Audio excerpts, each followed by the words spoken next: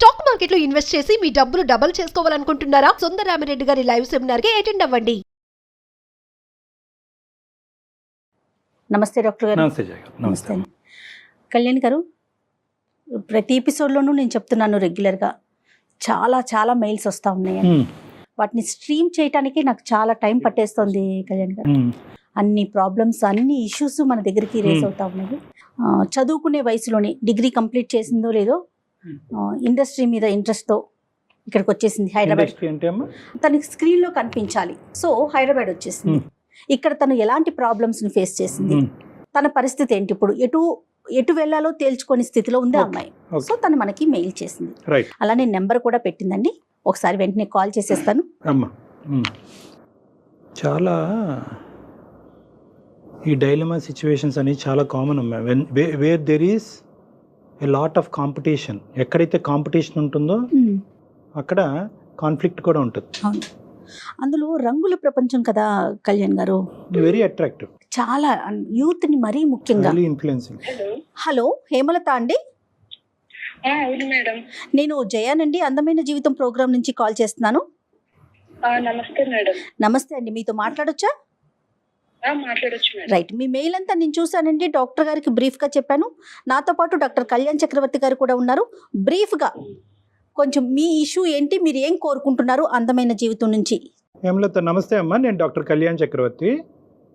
నమస్తే డాక్టర్ గారు. నమస్తే అమ్మా. నమస్తే అమ్మా, చెప్పండి అమ్మా, సమస్య ఏంటి? ఫస్ట్ మీ వయసు ఎంత, మీరు ఏ ఊరు, ప్రస్తుతం ఎక్కడున్నారు? సార్ ఇప్పుడు నాకు 26 ఇయర్స్ అండి. మాది నెగిటివ్ ప్లేస్ వచ్చి రాజమండ్రి. ఓకేనమ్మా. ప్రస్తుతానికి హైదరాబాద్ లోనే ఉంటున్నా. ఇక్కడే ఉన్నారు. మ్యారేజ్ అయిందమ్మా? మ్యారేజ్ కాలేదండి. క్వాలిఫికేషన్ అమ్మా, చదువుకున్నారా? డిగ్రీ డిస్కంటిన్యూ అండి. ఓకే, చెప్పండి అమ్మా. అయితే డాక్టర్ గారు, ఇప్పుడు నాకు ఎటు అర్థం కాని పరిస్థితి డాక్టర్ గారు. నాకు చావు ఒకటే కనిపిస్తుంది కళ్ళ ముందు. నేను సర్వం కోల్పోయాను. నేను యాక్టింగ్ అవుదామని వచ్చాను డాక్టర్ గారు. నాకు స్క్రీన్ మీద కనిపించడం అంటే చాలా ఇంట్రెస్ట్.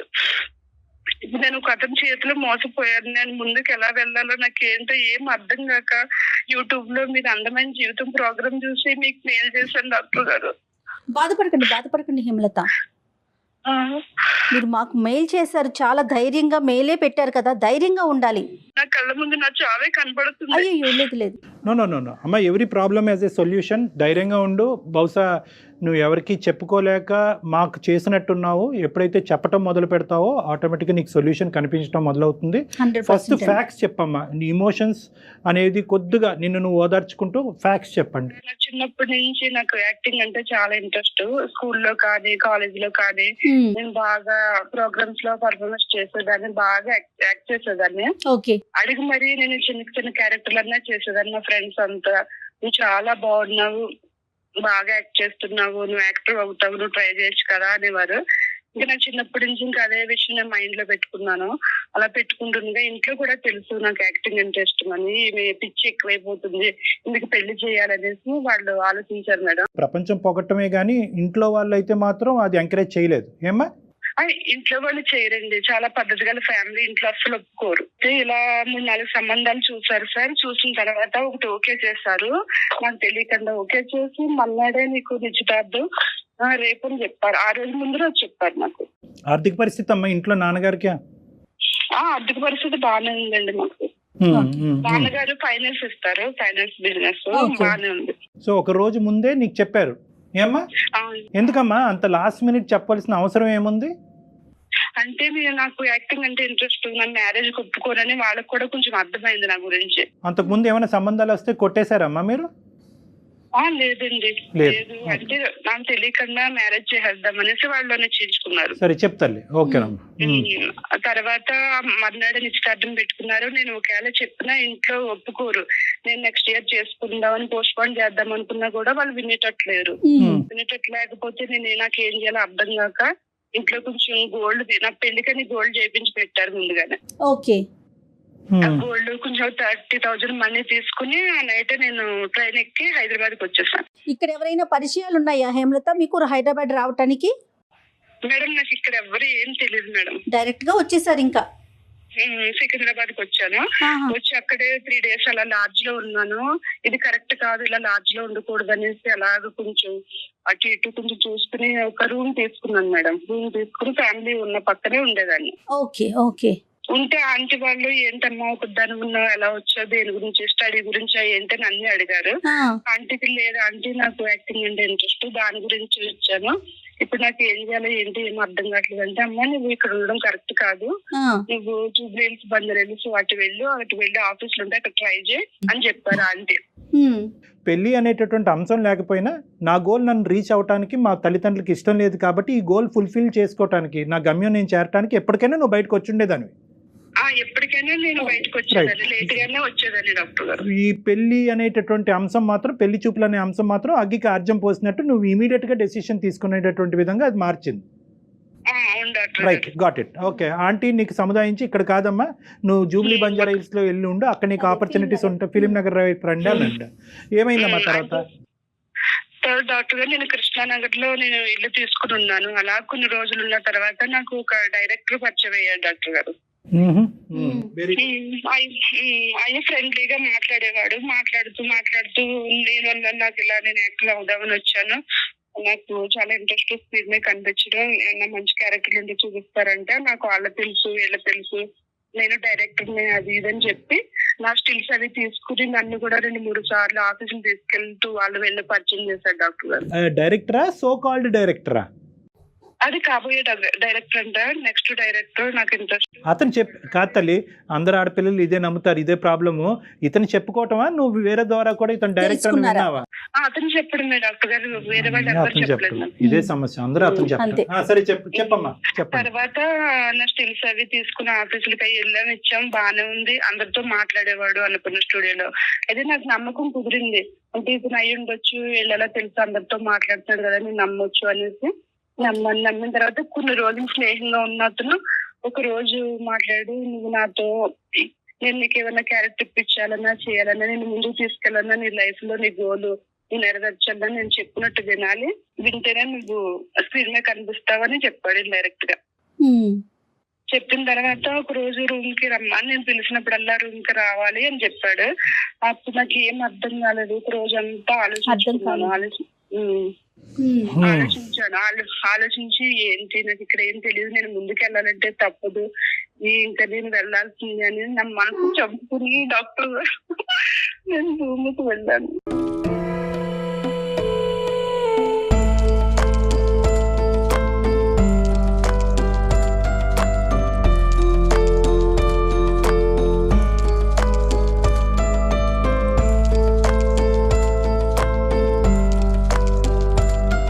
ఇప్పుడు ఏం చేయం లాభం అమ్మా, అంబిషన్ ఉండొచ్చు కానీ అంబిషన్ ఆలోచన కప్పేయకూడదమ్మా. అంటే నేను ఎలాగైనా స్క్రీన్ మీద కనిపించాలనేది నేను ఆలోచించాను, కానీ నా కెరీర్ ఏమైపోతుందో నేను ఆలోచించగలిపోయాను డాక్టర్ గారు. కెరీరే స్క్రీన్ అనుకున్నారు, స్క్రీన్ మీద కనిపించడమే మీ కెరీర్ అనుకున్నారు. నా కెరీర్ అదే అనుకున్నాను డాక్టర్ గారు. అది నన్ను కోల్పోయి నేను అలా అతను పిలిచినప్పుడల్లా వెళ్తూ ఉండేదాన్ని. అలా 1 year గడిచింది డాక్టర్ గారు. మరి ప్రశ్నించలేదమ్మా, రూమ్కి రమ్మంటున్నావు, పిచ్చి పిచ్చి పనులన్నీ చేస్తున్నావు, ఇప్పుడు అవకాశం ఏది అనేటటువంటి ప్రశ్న ఎప్పుడు అడగలేదా నువ్వు? అడిగేదాన్ని మధ్యలో, ఇదిగో అదిగో స్టార్ట్ అవుతుంది, కొత్త ఫిలిం, టైం పడుతుంది, ప్రొడ్యూసర్ దొరకలేదు, అది ఇది, నీకు మంచి క్యారెక్టర్ ఉంది, అది ఇది అని చెప్పేవాడు. నేను ఆ మాయ మాటలు వినేదాన్ని, నాకు తెలియదు కదా, నిజం అనుకునేదాన్ని. ఒక మనిషి 100 సార్లు మాట్లాడుతున్నాడు కానీ చెప్పినటువంటి మాటల్లో ఒక్కటి కూడా సార్థకత లేదు అనేటటువంటి ఆలోచన వచ్చినప్పుడు సహజంగా ఏం చేస్తావు? ఇంట్లో వంటామిని కానీ, కిందింటి అంకుల్ని కానీ, పక్కింటి ఆంటీని కానీ, ఎవడండి వీడని ఒక మాట అడుగుతావా లేదా? నేను ఎవరిని అలా అడగలేదండి, అదే నేను చేసిన తప్పు. ఏంటి 1 year పాటు గుడ్డిగా నమ్మేశాను. నాకు ఆఫీస్ నుంచి ఫోన్లు వచ్చాయి. డౌట్ రాలేదా హేమలత మీకు? చెప్పండి. లేదు మేడం, ఆఫీస్ నుంచి కూడా ఫోన్లు వచ్చాయి, మేడం 3 months లో షూట్ ఉంది వచ్చాయి. నాకు నమ్మకం కుదిరింది, వాళ్ళు ఫోన్ చేస్తుండే, అవును నిజమే క్యారెక్టర్లు ఉన్నాయేమో అది ఇదని నేను గుడ్డిగా నమ్మాను. 3 days నుంచి ఫోన్ రాలేదు మేడం, నేను చేస్తే కూడా స్విచ్ ఆఫ్ వచ్చింది అతన్ని.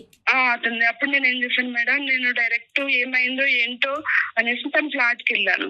ఫ్లాట్కి వెళ్తే లాక్ వేసి ఉంది. లాక్ వేసి ఉంటే ఏం చేయాలో అర్థం కాక వాచ్మెన్ అడిగాను, ఏమైంది అంకుల్ ఇక్కడ లేరా అంటే, లేదమ్మా 4 days అయింది ఖాళీ చేసి నీకు చెప్పలేదా అంటే, చెప్పలేదు అనేసి అన్నాను. అన్న తర్వాత డైరెక్టర్ గారు కదంటే, లేదమ్మా అతను డైరెక్టర్ కాదు, మా పిల్ల ఏదో చిన్న వర్క్ చేస్తాడు, డైరెక్టర్ నీకు చెప్పాడా, కనీసం నన్ను కూడా ఒకసారి అడగలేదు నువ్వు అనేసి అతను అన్నాడు. అప్పుడు తెలిసింది మేడం అతను నాకు డైరెక్టర్ ఇండస్ట్రీ పర్సన్ కాదని. ఇండస్ట్రీ పర్సన్ కాదని నాకు అప్పుడు అర్థమైంది. నాకు అర్థమైనప్పుడు నేను మొత్తం నన్ను నేను కోల్పోయాను మేడం. నన్ను నేను కోల్పోయాను. నా గోల్ అంతా నా గోల్ నాకు కనిపిస్తుంది మేడం. నన్ను నేను సర్వస్వం కోల్పోయాను. నా ఆశలన్నీ అడాసలు చేసి వెళ్ళిపోయాడు మేడం. ఫోన్ కూడా పని చేయట్లేదు. నువ్వు ఆర్థికంగా ఎలాగ అక్కడ ఈ 1 year పాటు ఉన్నావు? ఈ ఫ్లాట్ అన్నావు, రెంట్ అన్నావు, ఇవన్నీ ఎవరు కట్టేవారు? నీ తిండికి ఎవరు కాంట్రిబ్యూట్ చేసేవారు? ఇది ఓన్లీ శారీరక పరమైనటువంటి వాడికి ఒక్కటేనా, ఆర్థిక పరంగా కూడా నిన్ను మోసం చేశాడు? ఇంకా నాకు అతను ఏం చూడలేదు. నేను గోల్డ్ తెచ్చుకున్నాను 10 tulas. ఆ గోల్డ్ నేను ముత్తూట్ ఫైనాన్స్ లో పెట్టుకుని తర్వాత నేను 30,000 తెచ్చుకున్నాను కదా, అలాగే జాగ్రత్తగా ఖర్చు పెట్టుకుంటూ మెయింటైన్ అయ్యాను. అదేనమ్మా, ఈ మహానుభావుడు ఏమన్నా అందులో పీల్చాడా? నాకు ఏమి ఇచ్చేవాడు కదండి, నాకు ఏమి ఇవ్వలేదు. నేను కూడా ఎక్స్పెక్ట్ చేయలేదు. అసలు ఇంకా ఇచ్చేది ఎక్కడ, ఇవ్వటం కాదు, మీ దగ్గర తీసుకున్నాడా అనేది మా ప్రశ్న. నేనే ఖర్చు పెట్టేదాన్ని. వెళ్ళినప్పుడు గట్రా నేనే ఖర్చు పెట్టేదాన్ని. అప్పటి నుంచి నేను 1 రూపాయి కూడా నేను ఆశించలేదు, తీసుకోలేదు. తర్వాత నేను మేడం ఇంకెటు దారలేదు, నా డబ్బులు అయిపోయింది, నా గోల్డ్ కూడా లేదు. అప్పుడు నేను పార్ట్ టైం జాబ్ చూసుకున్నా మేడం, 5 hours పార్లర్ లో. అది 15,000 అలా ఇచ్చేవారు.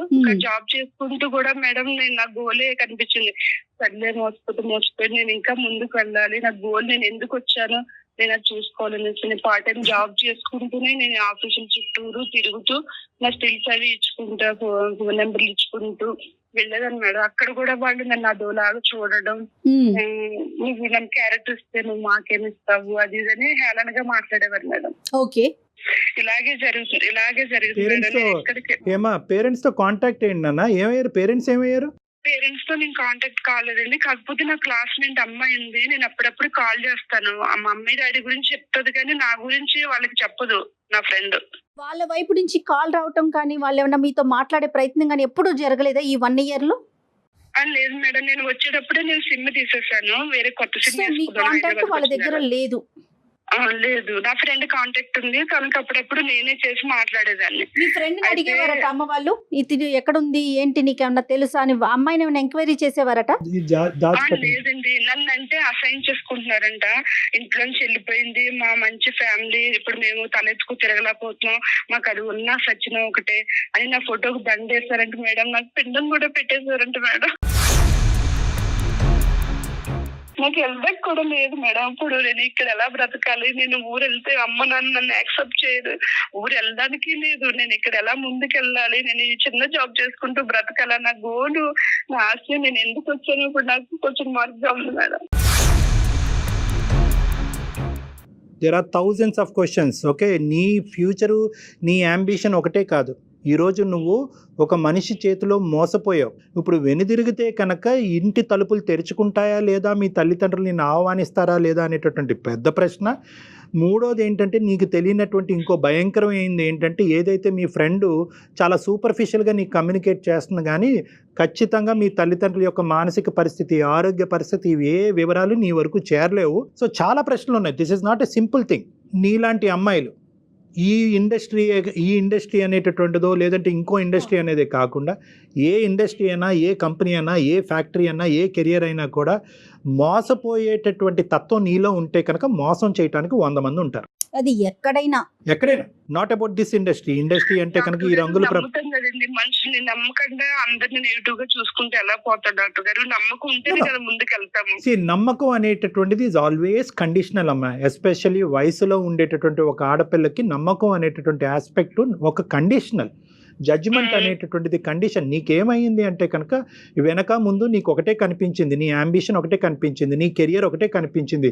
100 106 సాధించాలని అనుకున్నావు. ఎప్పుడైతే ఇంట్లోంచి బయటకు అడుగు పెట్టావో, నేను తప్పు చేస్తున్నానని నీ మనస్సాక్షికి తెలియటంతో ఏంటంటే ఎప్పటికైనా వెనక్కి వచ్చి నా తల్లిదండ్రులు ఎదుర్కొంటా తలెత్తుకుని నేను ఇంత పెద్ద హీరోయినో ఏదో అయ్యాను అని చెప్పుకోవటానికి నువ్వేమైందంటే కనుక ఇంకా గుడ్డిగా నీ ప్రయాణం ఇంకా ముందుకు కొనసాగింది. చాలా మంది ఆడపిల్లలు జయ గారు బయటకు వెళ్ళిన తర్వాత అప్పటి వరకు అంబిషన్ ఒక లెవెల్లో ఉంటుంది. ఎప్పుడైతే కనుక తల్లిదండ్రులకి కుటుంబానికి వ్యతిరేకంగా బయటకు అడుగు పెడతారో ఆ స్పీడ్ ఇంకా స్పీడ్గా పెంచుతారు. ఆ స్పీడ్లో కాస్త ఆలోచన అన్నది నాశనం అయిపోతుంది. వాళ్ళు ఇబ్బందులు పడినా కూడా స్పీడ్ పెంచుతారంటారా? ఇప్పుడు ఈ అమ్మాయి ఆ అంకుల్ని ఎప్పుడు మాట్లాడింది, కరెక్ట్ కాదు అని ఒక్క మనిషి చెప్పాడు తన జీవితంలో. అంతే. 10 మంది చెప్పినా కూడా నమ్మకుండా కదా, ఒక్క మనిషి ఎప్పుడు చెప్పాడంటే కనుక ఫోన్ కాల్ ఎత్తకపోయేటప్పటికి చెప్పాడు. అతను అడిగింది అంటే అప్పటి వరకు వేరే వ్యక్తిని ఈ వ్యక్తి గురించి తెలుసుకోవాలని ఎందుకు అనుకోలేదంటే అతను మాటకారి అయి ఉండొచ్చు, మోసగాడు అయి ఉండొచ్చు, ఇదంతా వేరే విషయం. కానీ బహుశా ఈ మనిషి గురించి నేను ఎంక్వైరీ చేసినట్టుగా ఈ మనిషికి తెలిస్తే కనుక రేపొద్దున వచ్చిన అవకాశం పోతుందేమో, ఆ సపోర్ట్ కూడా ఉండదేమో. సపోర్ట్. సో ఇప్పుడున్న పరిస్థితిలో హేమ ఇప్పుడు 2 things. ఒకటి, ఎందుకు ఇలా జరిగింది అనేటటువంటి అంశం గురించి మనం డిస్కస్ చేసుకోవటం. 2, నీ మనసులో ఇప్పటికీ కూడా ఏంటి నీ అంబిషన్, నీ గోల్. ఇంత దెబ్బతిన్న తర్వాత ఈ దెబ్బని మళ్ళీ దాన్ని మళ్ళీ హీల్ చేసుకుని ముందుకెళ్ళటమా, లేదంటే తగిలిన దెబ్బ చాలు అని చెప్పి వెనుదిరిగి అమ్మాయిల దగ్గరికి వెళ్ళటమా? నీ థాట్ ప్రాసెస్ ఏంటమ్మా? డాక్టర్ గారు నేను ముందుకే వెళ్దాం అనుకుంటున్నాను. నేను ఇంటికి ఏ మొహం పెట్టుకుని వెళ్ళను డాక్టర్ గారు. నేను కోల్పోయాను, నేను నాశనం అయిపోయాను. నేను ఎదురుగా కూడా వెళ్ళి మాట్లాడలేని పరిస్థితి డాక్టర్ గారు. నా గోలే కనిపిస్తుంది డాక్టర్ గారు. ఇప్పుడు కూడా నేను వెళ్ళలేను డాక్టర్ గారు ఇంటికైతే. గోల్ నీ గోల్ని తొక్కేసేయి. నువ్వు ఈ ఇండస్ట్రీలో కాదు, ఏ ఇండస్ట్రీలో ఉన్నా కూడా నీ అంబిషనే నీ ప్యాషన్ తప్పు అనేటటువంటి అధికారం ఎవరికీ లేదు. ఎటొచ్చి ఏంటంటే వెళ్ళే విధానం, పద్ధతి, మార్గాన్ని సరైనది ఉందా లేదా అన్నది ఒకటి. రెండోది ముఖ్యమైనటువంటి అంశం ఇక్కడ, నీకు ఈ ఒంటరితనంలోనే మొత్తం సమస్యలన్నీ వస్తున్నాయి. నీకు పెద్ద ప్రాబ్లం ఏంటంటే నీకంటూ నిన్ను నమ్మి నిన్ను అర్థం చేసుకుని నీతో ఫ్రెండ్లీగా ఫ్యామిలీ మెంబర్లా మెలుగుతూ ఉండేటటువంటి ఒక స్వచ్ఛమైన, ఒక నమ్మకమైనటువంటి ఒక ప్రేమ లేకపోవటం ఈరోజు నువ్వు తప్పు చేయడానికి ఒక ప్రధానమైన కారణం. అవునండి, ప్రేమ లేక నేను అతను మాట్లాడి మోసపోయి కూడా నాకు ఎవరు తెలుసు. గురువు అమ్మ, మీ పక్కింటి అంకులు ఒక్క మాట చెప్పేటప్పటికి వాడు దొంగమ్మ అని 2 నిమిషాల్లో చెప్పాడు. అసలు ముక్కు మొహం తెలియని వ్యక్తితో సంవత్సరం పాటు మనిషిని నమ్మొద్దా అని ప్రశ్నిస్తున్నారు మీరు. ఎలా నమ్ముతారు? 1 సంవత్సరం పాటు ఎలా నమ్మి అతనితో ఉన్నారు హేమలత మీరు? ఒకటి అమ్మా, గుడ్డిగా గుడ్డి నమ్మకం ఇవేమీ లేదమ్మా. You had all the opportunities. నీ చుట్టుపక్కల అన్ని ఆపర్చునిటీస్ ఉన్నాయి. మీరేమి అడవిలోనో ఎక్కడోనో లేరు. ఒక డైరెక్టర్గా చెప్పుకునేటటువంటి వ్యక్తి డైరెక్టరా కాదా అని అడగటానికి ఎవరైనా సరిపోతారు. బేసిక్ క్వశ్చనింగ్ కూడా మీరు చేయలేదు. ఇది గుడ్డి నమ్మకం అనరు, దీన్ని పిచ్చి నమ్మకం అంట. ఏ నమ్మకం అయినా కండిషనల్. వినండి, చూడండి, ఆలోచించండి, అడగండి, అడిగి తెలుసుకోండి. అంతేగాని నేను విన్నాను, నేను చూశాను, నేను ఆలోచించాను కాబట్టి నా జీవితానికి సంబంధించినటువంటి నిర్ణయం నేనే తీసుకుంటానంటే కనుక అది పిచ్చి నమ్మకం అవుతుంది. ఎవరి ద్వారా ఇన్ఫర్మేషన్ రాబట్టాలి అంటే కనుక నిన్ను ప్రేమించి నిన్ను నమ్మేటటువంటి వాళ్ళ దగ్గర నుంచి ఇన్పుట్ కావాలి, ఒక గైడెన్స్ కావాలి, ఒక దారి చూపెట్టాలి.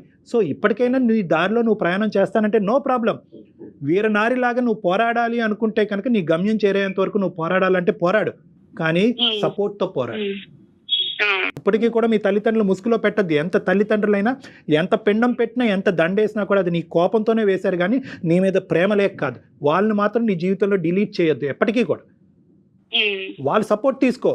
అమ్మ నాన్న నా చేతి తప్పు జరిగింది, నేను తెలుసో తెలియకో ఒక డిప్రెషన్లోనో, ఒక పిచ్చితనంలోనో, ఒక మాటల్లో మాయలోనో, గారెడ్లోనో పడి నేను మోసపోయాను. నా తప్పు నేను తెలుసుకున్నాను, నాకు కనువిప్పు కలిగింది. కానీ ఈరోజు మళ్ళీ మీ చేరినంత మాత్రాన నా అంబిషన్ నేను వదలాలని అనుకోవట్లేదు. ఏదో పని చేసుకుంటా ఉంటాను, నా బ్రతుకు తెరుగు గురించి నేను పని చేసుకుంటాను, అవకాశం ఉంటే డిగ్రీ కంప్లీట్ చేస్తాను, ఇవన్నీ చేసుకుంటాను. But I will keep trying my opportunities. నాకు మీ సపోర్ట్ కావాలి, మీ ప్రేమ కావాలి, మీ ఆలోచన కావాలి అని చెప్పమ్మా. ఎలాంటి తల్లిదండ్రులైనా కరగటానికి గ్యారంటీ. కొంత నగలు తీసుకుంది, ఒక 30,000 తీసుకొని సిటీకి వచ్చేసింది, ఇండస్ట్రీలోకి రావాలనుకుంటుంది. దానికంటూ కొన్ని క్వాలిఫికేషన్స్ ఉండాలి కదా, కొన్ని అర్హతలు ఉండాలి కదా. అవి తన దగ్గర ఏమున్నాయో అవన్నీ చూడకుండా బ్లైండ్గా ఎవరిని పడితే వాళ్ళని నమ్మేసి నేను మోసపోయానని చెప్పి వెనక్కి వెళ్ళి ఆలోచించుకొని నాకు ఇండస్ట్రీ మీదే ఇష్టం ఉంది, నేను ఇండస్ట్రీలోనే బతుకుతానంటే ఎలా సాధ్యమవుతుందండి? మనలో ఉన్నాయి ఏంటి, ఆ క్వాలిటీ ఏంటి అనేది ఆలోచించుకోవాలి కదా హేమలత. ఇప్పుడు మీ చుట్టూ చదువుకునేటప్పుడు ఉన్న నలుగురు జేజేలు కొట్టచ్చు, మీరు ఆ మహాద్భుతం, అబ్బా మీరు సూపర్ అని చెప్పొచ్చు. కానీ మన ఊరు, మన ఇల్లు వేరు, ఒక ఇండస్ట్రీ వేరు కదా. నీకు ఇండివిజువల్గా ఒక అసెస్మెంట్ ఉందా? Point number 1. నీ టాలెంట్ ఏంటి, నీ స్కిల్ ఏంటి అనే అసెస్మెంట్ ఉందా? నెంబర్ 1. నెంబర్ 2, ఇక్కడ రిస్క్ అసెస్మెంట్ చేశారు. ప్రతి అమ్మాయికి ప్రతి అబ్బాయికి ఇదే చెప్తాను, ప్రొఫెషన్ అనేటటువంటి దాంట్లోకి ఎందులో ఉన్న దిగాలి అని అనుకుంటే, మీ తల్లిదండ్రులకు కానీ ఎవరికైనా నచ్చినటువంటిది ఉంటే కనుక, మీరు అనుకున్నదే గెలవాలి అనే ఆలోచన మీకు ఉంటే కనుక, ఫస్ట్ మీరు చేయవలసింది రిస్క్ అసెస్మెంట్ చేసుకోండి. అక్కడ ఏంటి లాభం, ఏంటి నష్టం, ఈ 100 మంది వెళ్తే కనుక ఎంతమందికి అవకాశాలు ఉంటాయి. ఇప్పుడు ఇంజనీరింగ్ స్టూడెంట్స్ ఉన్నారనుకోండి, 100 మంది వెళ్తే కనుక 30 మందికో 40 మందికో ఉద్యోగం రావచ్చు. సినిమా అనుకోండి ఏ 1000 మందిలో ఒకరికి వస్తుందో, ఏ 1,00,000 మందిలో ఒకరికి వస్తుందో. సో ఇక్కడ రిస్క్ ఎక్కువ ఉంది. సో కాంపిటీషన్ ఉంది. ఆ రిస్క్ భరించాలి అంటే కనుక ఆర్థికంగా మీకు ఒక స్థితిగతి ఉండాలి, సో మోరల్గా మీ తల్లిదండ్రులు టాలెంట్ ఉండాలి, మోరల్గా మీకు ఒక సపోర్ట్ ఉండాలి. ఎన్ని అవకాశాలు టాలెంట్ ఉంది, నేను చాలా బాగా యాక్ట్ చేస్తాను, నాకు నమ్మకం ఉంది నా మీద. కానీ సపోర్ట్ కావాలి కదమ్మా, నమ్మకం ఒకటి సరిపోదు. ఇక్కడ ఏంటంటే పెద్ద లోపం ఏంటంటే నీకెవరు సపోర్ట్. నీ టాలెంట్ బయటకు తీసుకురావడానికి ఒక మార్గం ఉండాలి కదా హేమలత. అందుకని మీకు కనిపించిన ప్రతిదాన్ని అదే మార్గం అని వెళ్ళిపోతున్నారు కదా, అది కాదు కదా. అంటే ఇక్కడ నిన్ను నిరాశపరిచేటటువంటి విధంగా మేము మాట్లాడట్లేదమ్మా, నిన్ను ప్రోత్సహిస్తున్నాను. బహుశా ఇంకొకళ్ళు అయితే కనుక ఏమంటారంటే, పన్ని కష్టాలు పడ్డావమ్మా, ఎందుకు ఈ గోల, వెళ్ళి చిన్నపాటి ఉద్యోగం చేసుకొని. కానీ నువ్వేంటంటే ఇంత దెబ్బ తగిలిన తర్వాత కూడా నా నమ్మకం దీని మీదే ఉంది, నా ప్యాషన్ ఇదే ఫుల్ఫిల్ చేసుకోవాలని అన్ని గట్టిగా అంటున్నావు. కాబట్టి నేనేమంటున్నానంటే, you can carry forward, no problem. కానీ నమ్మేటటువంటి దాంట్లో ఒక విధమైనటువంటి కండిషన్ అన్నది ఉండాలి, తల్లిదండ్రుల యొక్క సపోర్ట్ అనేటటువంటిది ఉండాలి, గుడ్డి నమ్మకం అన్నది ఉండకూడదు. నీకంటూ నిలదొక్కుని ఒక ప్యారలల్గా ఒక ప్రొఫెషన్ చేసుకుంటూ, వీలుంటే డిగ్రీ కంప్లీట్ చేస్తూ, సినిమాకి సంబంధించిన ఏదైనా కోర్స్ కంప్లీట్ చేసి, ఒక సరైనటువంటి వ్యక్తి ఎవరైనా నీకు దారి చూపెడితే ఆ దారిలో నడుచుకుని ముందుకెళ్ళటం అన్నది బెటర్. సరే డాక్టర్ గారు, థాంక్స్ అండి. ఓకేనా, ధైర్యంగా ఉండండి Hemalatha. Reconnect with your parents. వాళ్ళు మీ అమ్మ నాన్న తిట్టచ్చు, కొట్టచ్చు, ఏ చేసినా పర్వాలేదు, మనం చేసినటువంటి తప్పుకి ఆ మాత్రం శిక్ష అనుభవించక తప్పదు. At the end of the day they are your parents. వెళ్ళి వాళ్ళని కలిసి జరిగిందంతా చెప్పి క్షమించమని అడిగి తర్వాత మీ కెరీర్ గురించి నేను చెప్పిన విధానంగా ఆలోచించడం ప్రారంభించండి. ఓకే అమ్మా, all the best. Right Hemalatha, God bless you అమ్మా, టేక్ కేర్. థాంక్యూ.